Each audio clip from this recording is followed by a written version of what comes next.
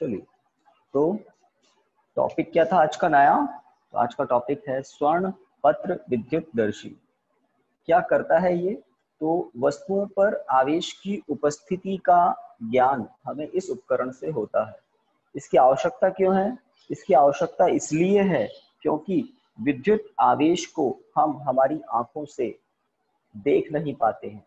तो जिस भौतिक राशि को हम हमारी आंख से नहीं देख पाते हैं, उसका पता लगाने के लिए हमने एक उपकरण बनाया, स्वर्ण पत्र विद्युतदर्शी। ठीक है, डायग्राम बना लिया आप लोगों ने, इसके बारे में लिखिए, है ना?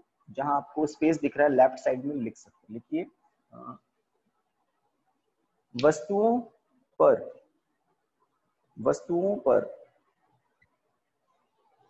आवेश की उपस्थिति का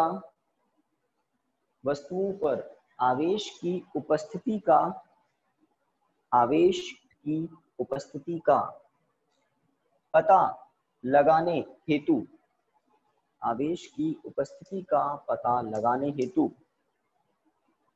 स्वर्ण पत्र विद्युतदर्शी उपयोग में लाया जाता है। स्वर्ण पत्र विद्युतदर्शी उपयोग में लाया जाता है।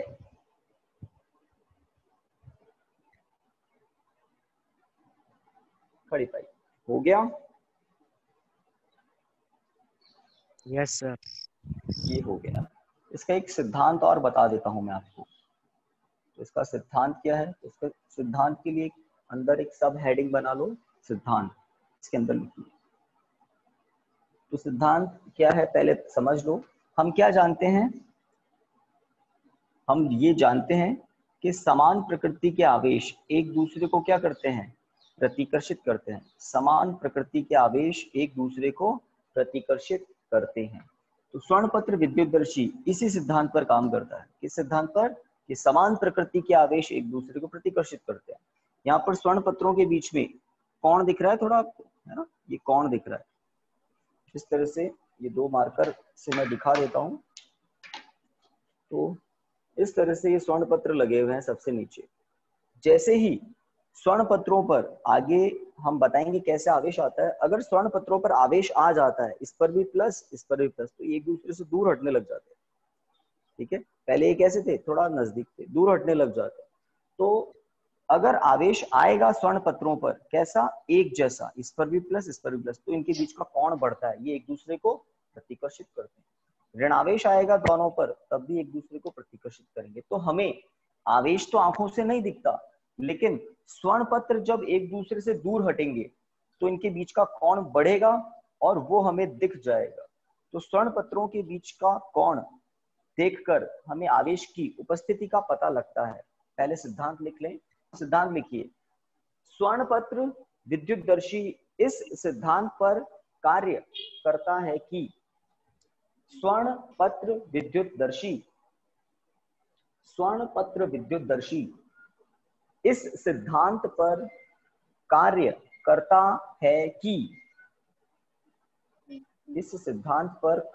करता है कि समान प्रकृति के आवेशों के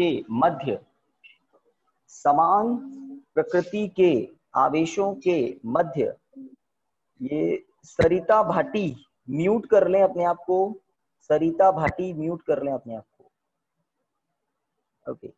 स्वर्ण पत्र विद्युतदर्शी इस सिद्धांत पर कार्य करता है कि समान प्रकृति के आवेशों के मध्य सदैव प्रतिकर्षण होता है।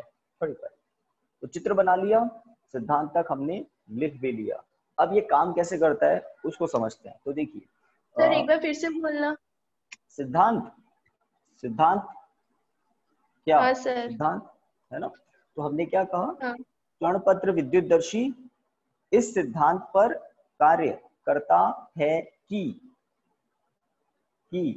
समान प्रकृति के आवेशों के मध्य सदैव प्रतिकर्षण होता है। ठीक है, तो अब समझें ये काम कैसे करता है। थोड़ी सी बात को समझ लें, है ना? जैसे ये स्वर्ण पत्र विद्युतदर्शी आपके सामने है। मैंने यहाँ पर एक वस्तु को एक वस्तु को धातु के गोले के संपर्क में लाया, वस्तु पर आवेश था, है ना। हमें ये आवेश आंखों से नहीं दिखता है, अगर किसी वस्तु पर आवेश है या नहीं आंखों से नहीं दिखता। आप जानते हैं विद्युत तारों में विद्युत धारा प्रवाहित हो रही है या नहीं हो रही है, देख के पता ही नहीं लगता, है ना। हाथ टच हो जाए, शॉक लगे तो पता लग सकता है, वैसे पता नहीं लगता। उसी तरह से किसी वस्तु पर आवेश है या नहीं है, आंखों से पता नहीं लगता। लेकिन आप उस वस्तु को इस धातु की बॉल के संपर्क में ला दें, तो वस्तु पर अगर आवेश होगा तो आवेश धातु की बॉल से, धातु की छड़ से होता हुआ, धातु के है ना, धातु विद्युत की सुचालक होती है, तो होता हुआ कहाँ तक पहुंच जाएगा, स्वर्ण पत्रों तक पहुंच जाएगा वो आवेश। तो वस्तु पर अगर आवेश है तो उसका कुछ मात्रा स्वर्ण पत्रों तक भी पहुंचेगी, और स्वर्ण पत्रों तक पहुंचेगी तो समान प्रकृति के आवेशों के बीच क्या होगा, प्रतिकर्षण, और स्वर्ण पत्र एक दूसरे से थोड़ा दूर दूर हो जाएंगे। तो हमें आंखों से क्या दिखते हैं, सोने की जो पन्नियां हैं, स्वर्ण पत्र जो है वो तो हमें दिखते हैं, और उनके बीच का जब कोण बढ़ेगा तो वो हमें दिख जाएगा। हाँ, एक और बात, यदि वस्तु उदासीन होती, जिस वस्तु को आप धातु के गोले के संपर्क में ला रहे हो वो वस्तु उदासीन होती, मतलब उस पर कोई आवेश नहीं होता, तो स्वर्ण पत्रों पर कोई आवेश स्थानांतरित भी नहीं होता, स्वर्ण पत्रों पर भी कुछ आवेश नहीं आता, और स्वर्ण पत्र अपनी यथावत स्थिति में दिखते, बिल्कुल कुछ भी इसमें अंतर नहीं आता। तो जब आप वस्तु को संपर्क में लाते हैं और स्वर्ण पत्रों को देखते हैं, यदि स्वर्ण पत्र यथावत है, बिल्कुल एक दूसरे से दूर नहीं हटे, इसका मतलब वस्तु उदासीन है। और यदि स्वर्ण पत्रों के बीच का कोण बढ़ गया, ये एक दूसरे को प्रतिकर्षित कर रहे हैं, इसका मतलब जिस वस्तु को आप संपर्क में लाए उस पर आवेश है। तो आवेश है या नहीं है उसके बारे में ये स्वर्ण पत्र विद्युतदर्शी बता देता है। आवेश हमें आंखों से नहीं दिखता, लेकिन स्वर्ण पत्रों के मध्य के कोण में वृद्धि को देखकर हमें आवेश की उपस्थिति का ज्ञान हो जाता है। यदि वस्तु पर ज्यादा आवेश होगा तो स्वर्ण पत्रों पर भी ज्यादा आएगा और ज्यादा प्रतिकर्षित होंगे। यदि वस्तु पर आवेश कम होगा तो स्वर्ण पत्रों पर भी कम आएगा और स्वर्ण पत्र कम प्रतिकर्षित होंगे। ठीक है, तो इस चित्र के आसपास एक चित्र बना लें, इस चित्र के आसपास एक चित्र और बना लें। वो क्या, थोड़ा सा प्रतिकर्षण दिखा रहे हैं हम उसमें, पूरा सिस्टम नहीं बनाना, बस अंदर धातु के गोले, छड़ और स्वर्ण पत्रों को दिखाना है। ये प्रतिकर्षण को दिखा दिया। तो स्वर्ण पत्रों पर आवेश दिखाया, कोण बढ़ गया, कोई वस्तु है धनावेशित वस्तु, वो इसके संपर्क में आई हुई है।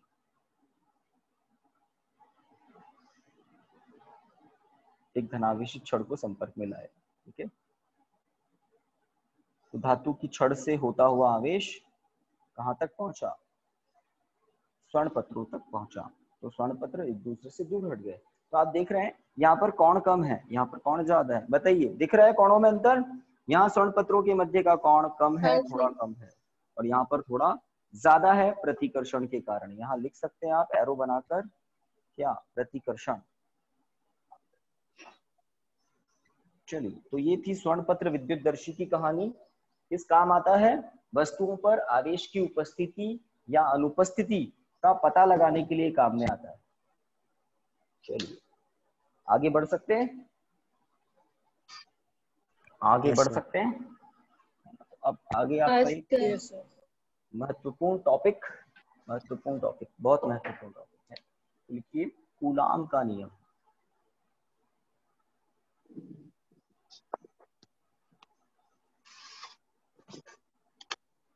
तो महत्वपूर्ण है और थोड़ा आसान भी है, क्योंकि आप 11th क्लास में न्यूटन, है ना, न्यूटन का गुरुत्वाकर्षण का नियम पढ़ चुके हैं।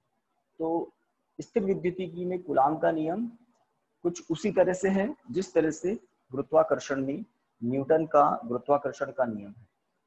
तो हेडिंग लिखा कूलाम का नियम।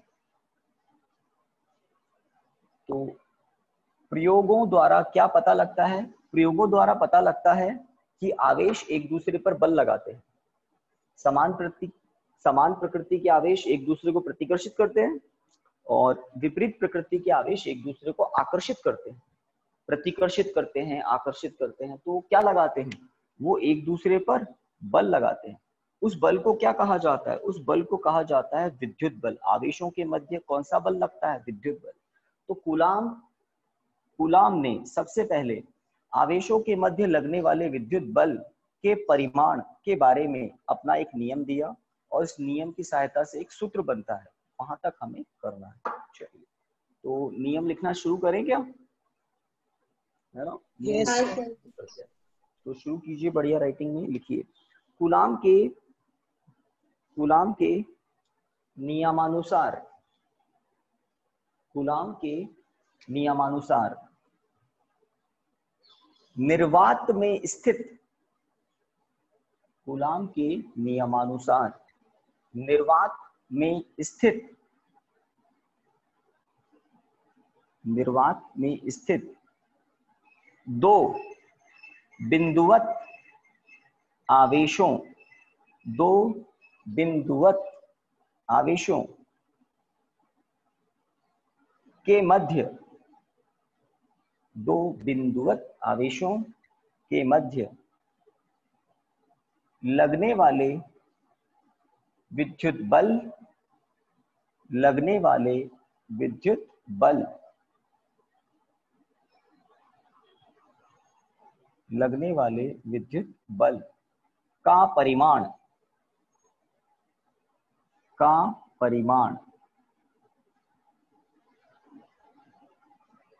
ब्रैकेट में लिखना F, का परिमाण, परिमाण अलग होता है ना और परिणाम अलग होता है। परिणाम मतलब रिजल्ट, जो 10th में आपका आया था ना, परिणाम रिजल्ट। परिमाण होता है मैग्नीट्यूड, परिमाण। चलिए तो अब आगे सुनिए। तो आपने क्या लिखा, आपने लिखा कूलाम के नियमानुसार निर्वात में स्थित दो बिंदुवत आवेशों के मध्य लगने वाले विद्युत बल का परिमाण, ब्रैकेट में F। लाइन चेंज करके लिखिए, पहला बिंदु, पहला लाइन चेंज करके, कोई खड़ीपाई वगैरह नहीं, लाइन चेंज करके पहला बिंदु, दोनों आवेशों के परिमाणों के गुणनफल के, दोनों आवेशों के परिमाणों के गुणनफल के, दोनों आवेशों के परिमाणों के गुणनफल के समानुपाती होता है, समानुपाती होता है।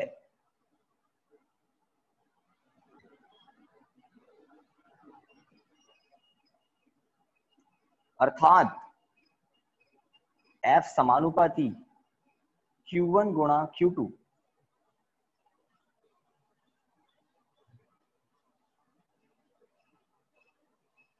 समानुपाती होता है, अर्थात F समानुपाती Q1 गुणा Q2। तो मैंने चित्र भी बनाया है, आप भी लेफ्ट राइट ऊपर नीचे कहीं बना ले। क्या दिखाया है इस चित्र में? इस चित्र में एक आवेश दिखाया है Q1। चैप्टर में या आगे वाले चैप्टर में भी आवेशों को हम स्मॉल q से या फिर कैपिटल Q से दिखाएंगे। तो आवेश को किससे प्रदर्शित किया जाता है, व्यक्त किया जाता है Q से, स्मॉल q या कैपिटल Q से। तो एक Q1 आवेश है, दूसरा Q2 आवेश है, ठीक है। कहां पर है ये आवेश? निर्वात में है। निर्वात आप समझते हैं, फ्री स्पेस। दोनों आवेश कैसे आवेश हैं? बिंदुवत आवेश है, छोटे छोटे आवेश। इनके बीच की दूरी मैंने r दिखाई है और ये एक दूसरे पर कितना बल लगा रहे हैं? F बल लगा रहे हैं। अगर समान प्रकृति के हुए तो प्रतिकर्षित ही करेंगे, इसलिए मैंने एरो बाहर की तरफ दिखाया है। तो पहला बिंदु क्या बताया कूलाम ने कि इन आवेशों के मध्य लगने वाले विद्युत बल F का परिमाण क्या होता है? दोनों आवेशों के गुणनफल के समानुपाती होता है, दोनों आवेशों के गुणनफल के समानुपाती होता है। मतलब आवेशों के परिमाण ज्यादा होंगे तो बल ज्यादा लगेगा, आवेशों के परिमाण कम होंगे तो बल कम लगेगा। अगर आवेश शून्य होगा तो बल भी शून्य हो जाएगा, ठीक है। लिखिए दूसरा बिंदु, तथा, पता है दूसरा बिंदु सभी को? देखिए हाँ तथा, सर। तथा इनके मध्य की दूरी के वर्ग के, तथा इनके मध्य की दूरी के वर्ग के, दूरी के वर्ग के व्युत्क्रमानुपाती होता है, दूरी के व्युत्क्रमानुपाती होता है। दूरी के वर्ग के व्युत्क्रमानुपाती होता है। इनके मध्य की दूरी के वर्ग के व्युत्क्रमानुपाती होता है, अर्थात FM समानुपाती 1/r²। तो ये हो गया व्युत्क्रमानुपाती।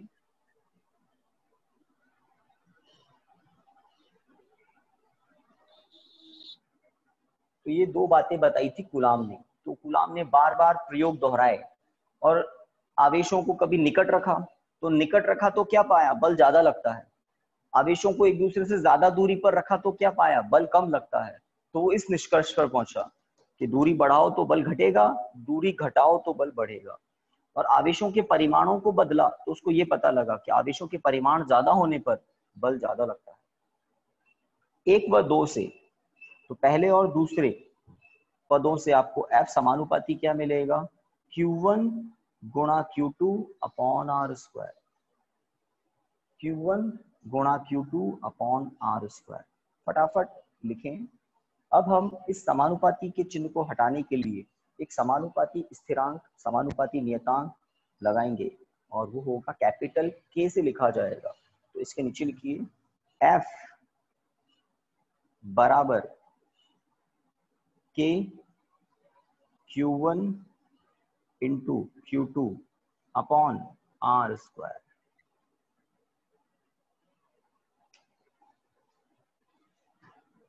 लिख लिया? हाँ सर। यहाँ ठीक है, लिखिए यहाँ के समानुपाती स्थिरांक है, यहाँ के समानुपाती स्थिरांक है, यहाँ के समानुपाती स्थिरांक है, जिसका मान निर्वात में, जिसका मान निर्वात में, जिसका मान निर्वात में 9 गुणा 10⁹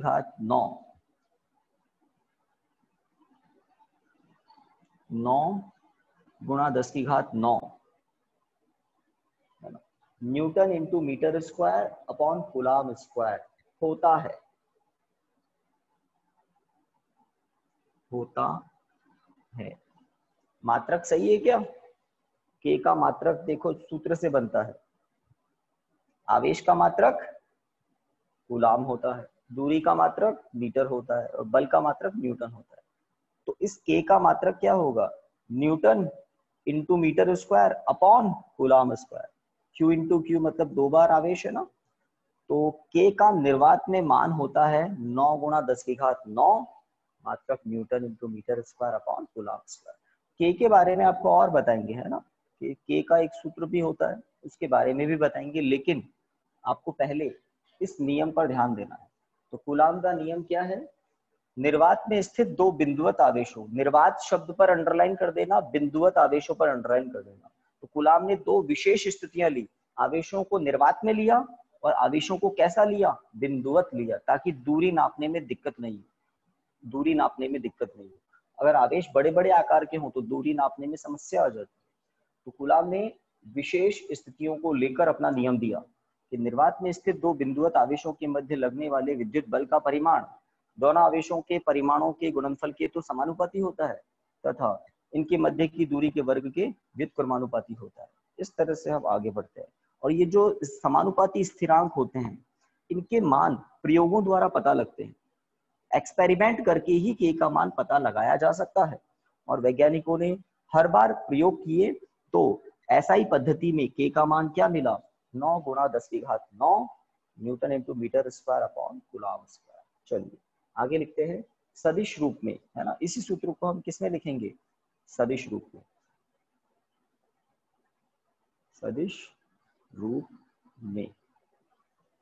तो बल एक सदिश राशि होती है, सब जानते हैं, हाँ या ना। बल कैसी राशि होती है, बल एक सदिश राशि होती है, इसलिए हमें सदिश रूप लिखना होता है। तो ये इस सूत्र से मिलता है परिमाण। और अब हम सदिश रूप में कैसे लिखते हैं, तो देखिए K Q1 Q2 upon R² और R कैप। ये R कैप क्या है, तो मैं यहाँ लिख रहा हूँ, यहाँ जो भी हम परिवर्तन करते हैं उसको लिख देते हैं। यहाँ आर कैप, यहाँ आर कैप विद्युत बल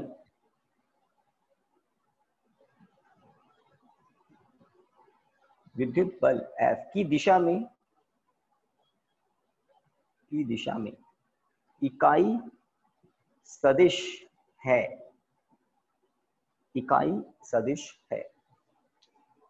हाँ स्टूडेंट्स ठीक दिख रहा है सबको? बढ़िया,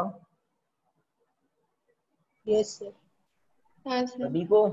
चलिए, यहाँ आर कैप विद्युत बल की दिशा में इकाई सदिश है, अब आर कैप तो बल की दिशा में इकाई सदिश है, और बल की दिशा क्या होती है?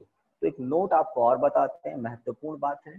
तो कूलाम के नियम में दो बिंदुवत आवेशों को मिलाने वाली ये जो रेखा दिख रही है ना, तो बल की दिशा सदैव इस रेखा के अनुदिश होती है।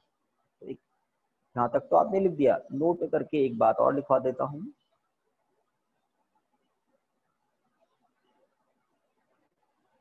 लिखिए, कूलाम के नियम में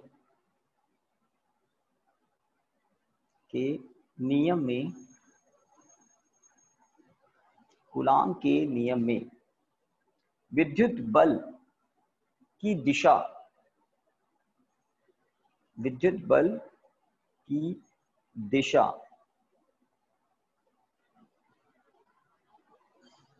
दोनों बिंदुवत आवेशों को मिलाने वाली की दिशा दोनों बिंदुवत आवेशों को मिलाने वाली रेखा, दोनों बिंदुवत आवेशों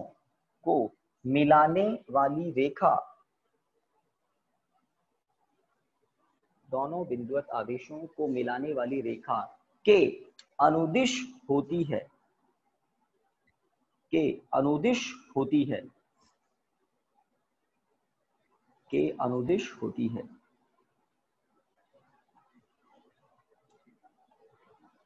कड़ी पाई। इसको यहाँ चित्र में देख भी लें, जैसे ये एरो में यहाँ हटा देता हूं, तो ये जो रेखा है ये है इन दोनों आवेशों को मिलाने वाली रेखा। सही बात, दोनों बिंदुवत आवेशों को मिलाने वाली रेखा है। रेखाखंड में अंतर पता होना चाहिए। रेखाखंड की लंबाई तो सीमित होती है, रेखा की लंबाई सीमित नहीं होती, लेफ्ट राइट असीमित होती है। तो अगर ये दोनों आवेश समान प्रकृति के हुए तो ये एक दूसरे को क्या करेंगे? प्रतिकर्षित करेंगे। देखो बल की दिशा कहाँ है? रेखा के अनुदिश ही है। और अगर दोनों आवेश ऋणावेश हुए तो भी आप क्या पाएंगे? ये एक दूसरे को प्रतिकर्षित करेंगे। तो बल की दिशा क्या है? बल की दिशा अभी भी दोनों बिंदुवत आवेशों को मिलाने वाली रेखा के अनुदिश ही है। और देखिए, अगर पहला आवेश धनावेश हुआ, दूसरा आवेश ऋणावेश हुआ तो क्या होगा? तो आप क्या पाएंगे? तो ये आप पाएंगे कि ये आवेश एक दूसरे को आकर्षित कर रहे हैं। तो आकर्षित कर रहे हैं तो बल की दिशा क्या होगी? सही बात है, देखो बल की दिशा क्या होगी? ऐसी हो जाएगी। अभी भी ये जो एरो है, ये जो तीर के निशान है, ये क्या है? इस रेखा के अनुदिश ही है, इस रेखा पर ही है। अगर पहला आवेश ऋणावेश हो, दूसरा आवेश धनावेश हो, सारी स्थितियां बता रहा हूं, तब भी आप क्या पाएंगे कि ये दोनों एक दूसरे को आकर्षित कर रहे हैं। और दिशा क्या होगी? दोनों बिंदुवत आवेशों को मिलाने वाली रेखा के अनुदिश ही होती है बल की दिशा। तो ये जो नोट हमने लिखा है कि कूलाम के नियम में आवेशों के मध्य लगने वाले विद्युत बल की दिशा कैसी होती है? दोनों आवेशों को मिलाने वाली रेखा के अनुदिश होती है। और सदिश रूप में जो आर कैप लिखा है, वो आर कैप कहाँ होता है? वो आर कैप बल की दिशा में इकाई सदिश होता है। ठीक है, तो इस तरह से हमने कूलाम के नियम को समझा।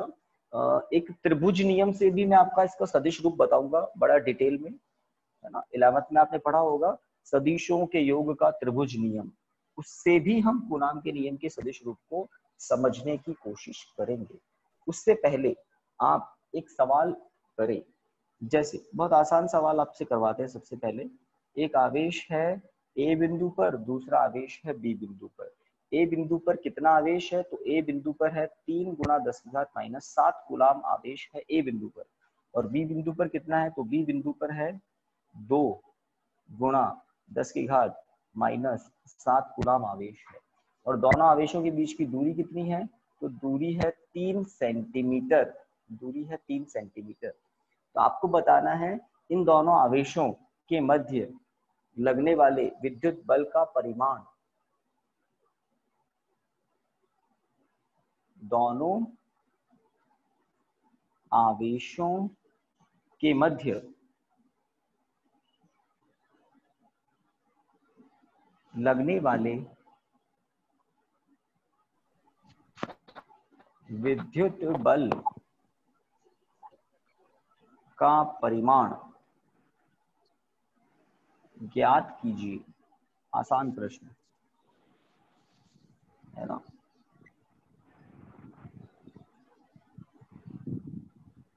ज्ञात कीजिए भाई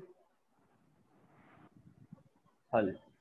तो दिया है क्या, ऐसे लिखते हैं, दिया है, रफ काम नहीं करना है ना, दिया है Q1 बराबर 3 गुणा 10 की घात -7 कूलम।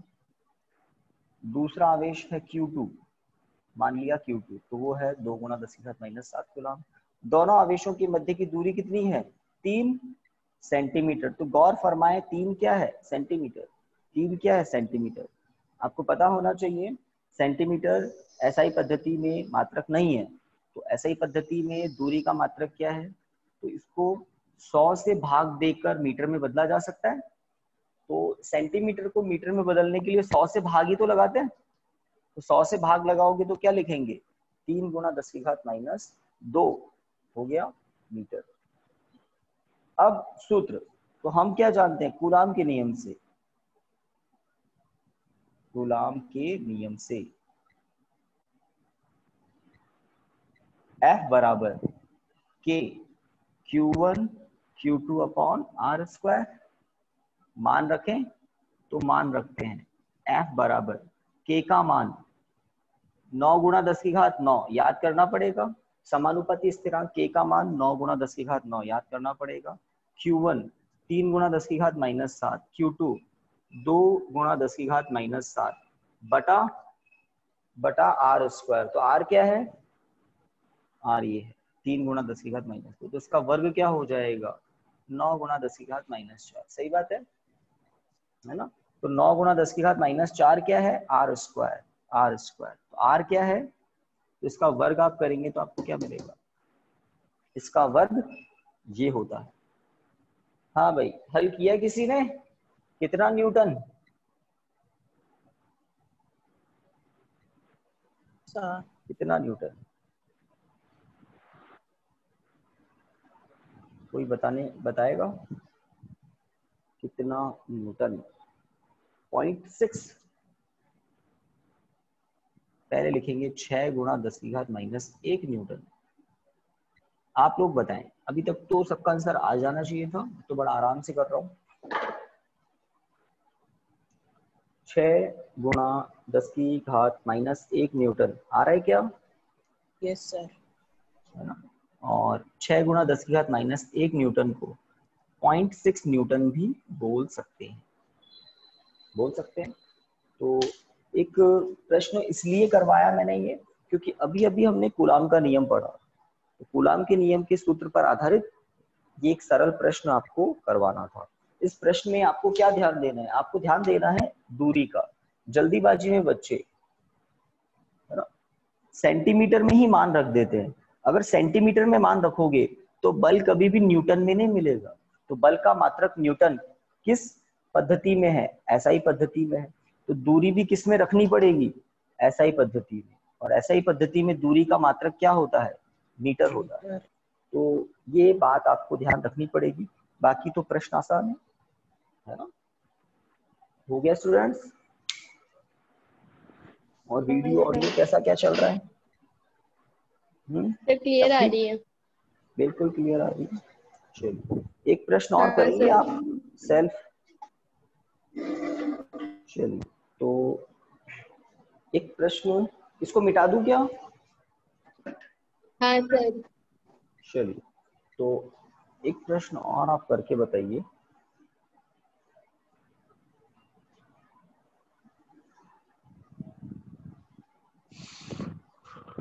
चलिए तो एक धातु का छोटा गोला है, गोला है ए, और एक धातु का दूसरा गोला है बी, एक जैसे गोले ही मान लो इनको, और ए गोले से बी गोले में 100 इलेक्ट्रॉन स्थानांतरित हुए हैं, है ना। ए गोले से बी गोले में 100 इलेक्ट्रॉन्स स्थानांतरित हुए हैं।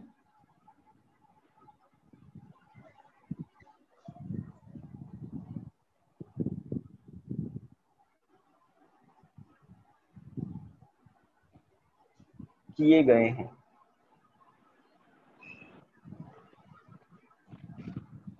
पहली बात, ए गोले से बी गोले में 100 इलेक्ट्रॉन स्थानांतरित किए गए हैं।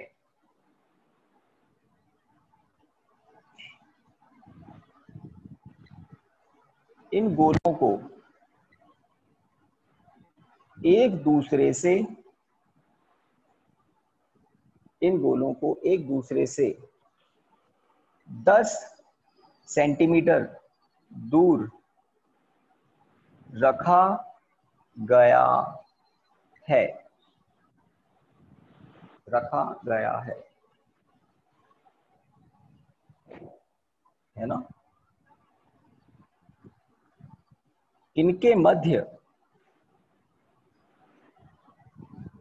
मध्य लगने वाले विद्युत बल का परिमाण ज्ञात कीजिए, ज्ञात कीजिए। तो इनके मध्य लगने वाले विद्युत बल का परिमाण ज्ञात कीजिए, जबकि इनके बीच की दूरी r बराबर कितनी है, 10 सेंटीमीटर। आवेश कितना है नहीं बताया, आवेश कितना है ए गोले पर, आवेश कितना है बी गोले पर नहीं बताया, लेकिन एक बात बताइए कि ए गोले ने 100 इलेक्ट्रॉन त्यागे हैं और बी गोले ने वो 100 इलेक्ट्रॉन ग्रहण किए। सोच पा रहे? तो आवेश कितना होगा? Yes. आवेश का परिमाण कितना होगा?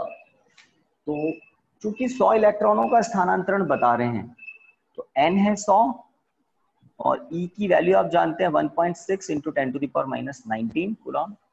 तो Q बराबर क्या होता है, Ne, परिमाण बता रहा हूं, है ना। याद है ना आवेश के क्वांटीकरण का गुण, Q बराबर क्या होता है, Ne। कोई प्लस माइनस नहीं लिख रहा हूं, परिमाण बता रहा हूं, प्लस माइनस नहीं लिख रहा हूं, परिमाण बता रहा हूं, क्योंकि बल का क्या निकालना है, परिमाण ही निकालना है। तो Q1 बराबर Q2 बराबर क्या होगा, Ne। Q1 ए गोले पर आवेश, Q2 बी गोले पर आवेश। ए गोले पर जितना धनावेश होगा बी गोले पर उतना ही ऋणावेश होगा, तो परिमाण समान होगा ए गोले पर और बी गोले पर आवेश का। समझ रहे बात को? ए गोले ने इलेक्ट्रॉन त्यागे हैं तो ए गोला कैसा हो जाएगा, धनावेशित, बी गोला कैसा हो जाएगा, ऋणावेशित। लेकिन आवेश का परिमाण क्या होगा, परिमाण समान होगा, और वो क्या होगा, Ne। तो हमेशा जब भी इलेक्ट्रॉन के स्थानांतरण की बात करें तो इस सूत्र से आप आवेश निकालते हैं। n है 100 और E का मान है 1.6 गुणा 10⁻⁻19। तो इसका मतलब Q1 बराबर Q2 बराबर कितना आया, 1.6 गुणा 10⁻17 कूलम। सही बात। अब आप करके बता सकते हैं। तो Q1 Q2 आपको मैंने बता दिए निकालकर, दूरी आपको बताई रखी है। बताइए बल का परिमाण कितना होगा, कितना होगा, हो जाए तो बताना। वेट करता हूं मैं आपके आंसर का, सभी के आंसर का।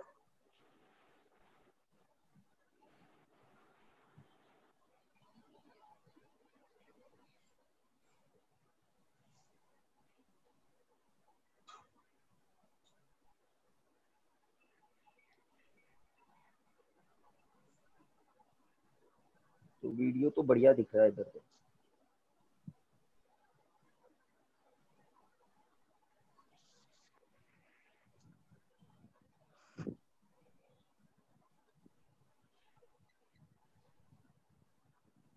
ये क्या नाम है, सादिया?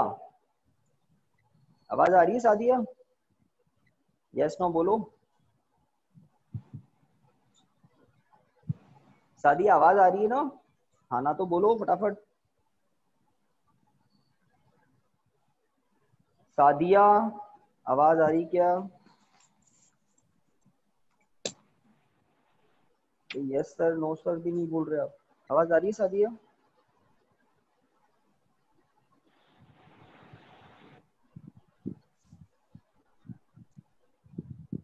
कि पहले आपका मैं इधर देख रहा था तो माइक दिखाई नहीं दे रहा था, तो पता नहीं आपको ऑडियो आ भी रहा था नहीं आ रहा था। अब माइक दिख रहा है और आपको आपने उसको म्यूट नहीं किया हुआ। अरविंद ने भी म्यूट नहीं किया हुआ है।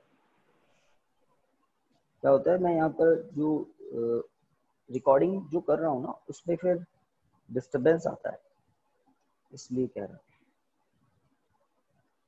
तो बताइए किस किस का आंसर आया?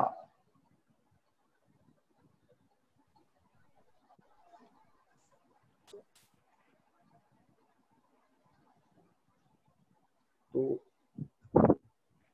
टाइम ले रहे हैं आप अच्छा खासा।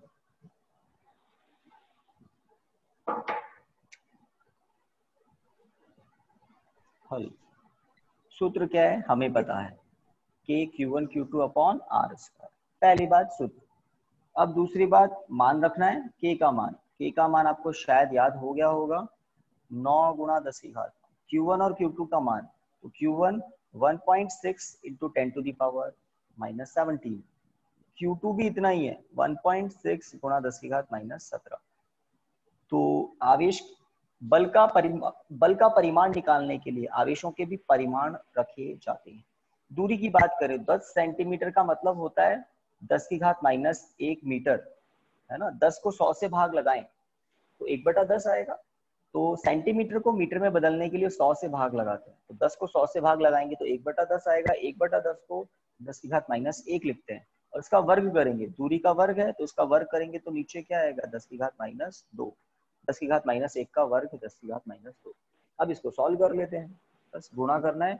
गुणा करने में आपने टाइम लगा दिया, हो सकता है कुछ बच्चों का आंसर आ गया हो बट वो बता नहीं रहे। तो 9 गुणा 1.6 गुणा 1.6 गुणा 10 की घात पहले लिख लेता हूँ, तो माइनस का 34 आ रहा है, नीचे से हो जाएगा 32, 32 में से 9 गए तो 23 पहले तो। हाँ इन तीनों को किसी ने गुणा किया हो तो बताओ। 9 गुणा 1.6 1.6 23.04। 23.04। बाकी लोग सही बात है, तो इसको आप ऐसे लिख सकते हैं 2.3 गुणा 10 की घात माइनस 22 न्यूटन। पूर्णांकित करना जानते हैं ना, तो इस 0 के बाद 4 है, हटा दिया 4 को, दशमलव शिफ्ट किया तो 10 की घात माइनस 23 की जगह क्या हो गया 22। 2.3 into 10 to the power minus 22। बाकी लोग क्या सोचते हैं, ऐसा ही कुछ आ रहा है? हाँ सर। तो प्रश्न थोड़ा सा अच्छा कैसे हो जाता है जब आपको आवेश नहीं दे। इस प्रश्न में आवेश तो दिया ही नहीं मैंने क्या कहा, ए गोले से बी गोले में 100 इलेक्ट्रॉन स्थानांतरित हुए, तो ए गोले पर कितना आवेश आया पता लगाया हमने, है ना, क्वांटीकरण के नियम से। बी गोले पर कितना आवेश आया वो भी पता लगाया हमने क्वांटीकरण के नियम से। ए गोले पर जितना प्लस होगा बी गोले पर उतना ही माइनस होगा, परिमाण बराबर होंगे, ठीक है। तो बल का परिमाण निकालने के लिए आवेशों के परिमाण रखे जाते हैं। दूरी 10 सेंटीमीटर थी तो मीटर में बदला, फिर वर्ग किया, इस तरह से सॉल्व किया। तो लगभग क्या आ रहा है 2.3 into 10 to the power minus 22 newton. तो आज इस प्रश्न के साथ क्लास को एंड करते हैं, ठीक है। कल हम 7 बजे ही मिलेंगे। कुछ बच्चों को टाइम का कंफ्यूजन था, उनको भी समझा दूंगा आज मैं, ठीक है स्टूडेंट्स। बिल्कुल ठीक चला क्लास, अटका तो नहीं किसी के कुछ वीडियो हाँ ऑडियो? सर। नहीं सर। चलिए ठीक है, thank you students, good day. Thank you sir.